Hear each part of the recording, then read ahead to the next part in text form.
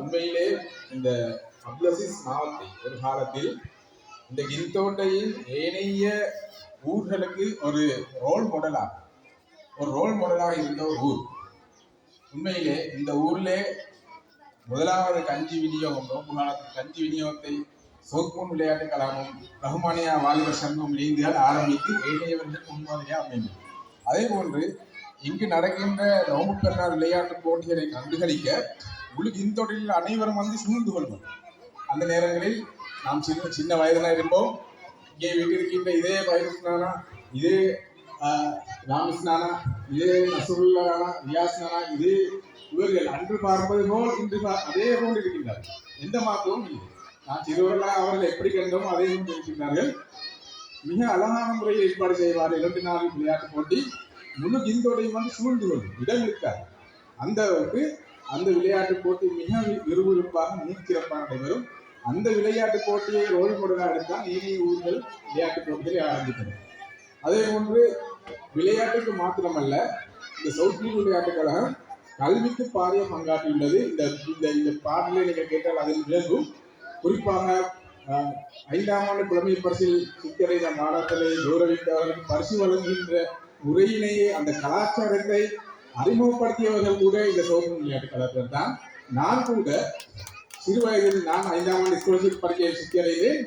எனக்கு மேடையிலே ஏற்று என்னை நான் எனது பெஞ்சிலே ஜமீர் ஐயூப் அவரும் இந்த கிந்தோடையை சேர்ந்தவர்கள், அப்துல் மாவட்டத்தை சேர்ந்தவர் ஐயூப் ஜமீரும் கிந்தோடையை இந்த அப்துல் மாவட்டத்தை சேர்ந்தவர்கள் நான். அதே போன்று முஷ்ரிகா மதீஹா பர்சான் 6 பேருமே அப்துல் மாவட்டத்தை சேர்ந்தவர்கள். இந்த ஏரியாவை சேர்ந்தவர்கள். நான் என்கிட்ட போய் 6 பேர் கிளாஸ் ஆனோம். அதுக்கு முன்னாடி 2 பேர் கிளாஸ் ஆனாரு. எல்லோருக்கும் மேடையிலே ஏற்றி நமக்கு பரிசை வழங்கிய அந்த அனுபவம் இன்னும் என்ன சொல்றது பசு மரத்தில் ஆணை எடுத்து இன்னுமே ஞாபகம் இருக்கின்ற அந்த நிகழ்வு எனக்கு தெரியும். அத்தாரி ராஜாவுக்கு முன்னால் இல்லை அருஸ் நாளுக்கு முன்னால் அந்த ஸ்டைல் அடிக்கப்பட்டிருந்தது. அந்த இடத்தில் அதை பெற்ற பரிசு எனக்கு இன்னும் ஞாபகம் இருக்கின்றது. ஆக அப்படிப்பட்ட ஊர் தான் இது. மிகவும் சிறந்த கல்விமான்களை உருவாக்கிய ஊர், மிகவும் சிறந்த செயற்பாட்டாளர்களை களம் கண்ட ஒரு ஊர். ஆகவே நான் சொன்னது போன்று இன்னொரு இவரும் ஒரு மிகச்சிறந்த செயற்பாட்டாளர்கள். ஆக இப்படிப்பட்ட ஒரு சவுத்லீக் விளையாட்டு கழகத்தின் செயற்பாடுகள் கடந்த காலங்களில் கொஞ்சம் முடங்கி போயிருந்தாலும் திரும்ப அதற்கு உயிரூற்றி உற்சாகமூட்டி ஆரம்பித்து வைத்திருக்கின்றார்கள் அதே பழையவர்கள். அவர்களோடு சாதர் மசர் ரிஸ்வான் போன்றவர்களும் உந்து சக்தியாக இருந்து மீண்டும் இதை ஆரம்பித்து வைத்திருக்கிறார்கள். இந்த விளையாட்டோடு மாற்றம் எடுத்துக்கொள்ளாமல் இந்த அப்துல் மாவட்டத்தில் கல்வி, போதைப் பொருள் ஒழிப்பு போன்ற பல சமூக செயற்திட்டங்களை முன்னெடுப்பதற்காக அவர்கள் திட்டம் எடுத்திருக்கின்றார்கள். அதுக்கு எல்லோருமே தாய்மார்கள், பிள்ளைகள் எல்லோரும் அவர்களை கைகொடுத்து அவர்களுக்கு பங்களிப்பு செய்ய வேண்டும். அவர்களுக்கு உதவ வேண்டும். பணத்தால், ஆலோசனைகளால், உடலால் அவர்களுக்கு நீங்கள் உதவ வேண்டும். அவர்களை தூக்கி வைக்க வேண்டும். அவர்கள் சிறு குறைகள் வரும். மனிதர்கள் அழகுமார்கள் அல்ல, எல்லாம் மனிதர்கள். அதனால் சிறு தவறுகள் வரும். அவைகளை நீங்கள் உதாரணமாக்குவானும் அவர்களை நீங்கள் கண்டுக்கலாம் விட்டு விட வேண்டும்.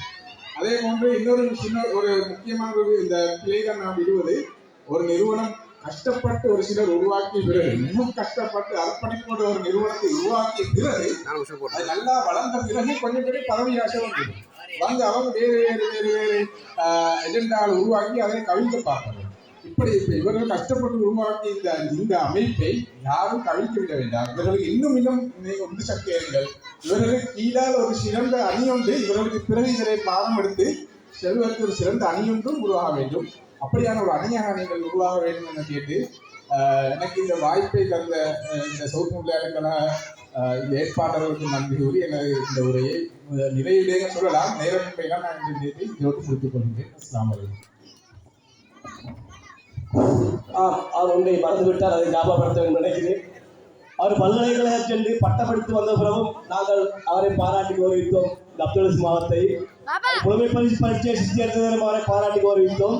அதே போன்று அவர் பல்கலைக்கழகம் சென்று பட்டமெடுத்து வந்த பிறகும் இதே அப்துல் மாவட்டத்தில் ஒரு விளையாட்டு போட்டி நிகழ்வும் போது அவரை நாங்கள் பாராட்டி கௌரவித்தோம்.